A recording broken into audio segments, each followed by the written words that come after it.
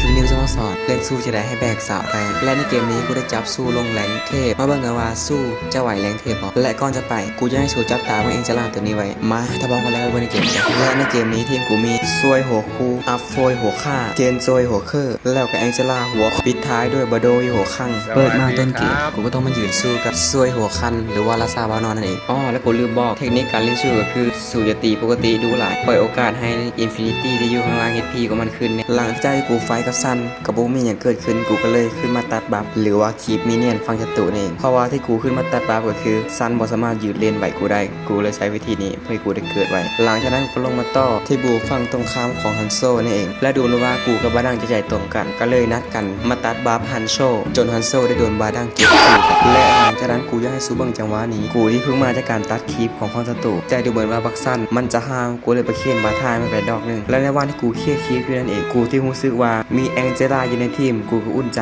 กูเลยว่าจะทำการเข้าไปไฟซันฆ่าป้อมนั่นเองและจังหวะนี้กูได้โดดฟิกเกอร์อันตี้ฟาชั่นออกมาและกูจับตาเพื่อแผนที่ให้ดีแองเจลอยหัวฆ่าทีมกูมีแอนตี้ตั้งแต่ก่อนหน้าที่กูจะเข้าไปไฟบักซวยหัวคันอีกแต่มันกระบอกสิงกูจังหวะนี้กูอึ้งและสตันไปเลยแต่กระบอกเป็นยังเนาะครั้งเดียวกูให้ภัยได้ถ้ามีครั้งที่สองนะ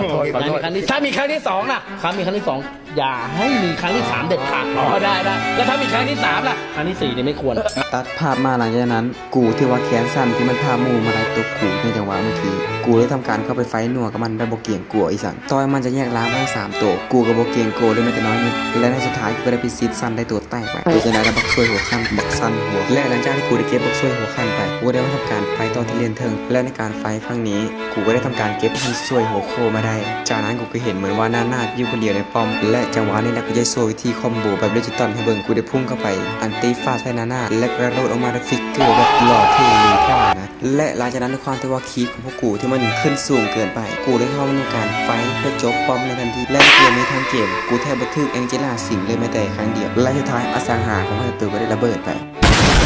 และในเกมนี้กูก็อยากฝากพวกแองเจล่าว่าเจอกันในเกมหน้ากับสวยสิงกูนะอีก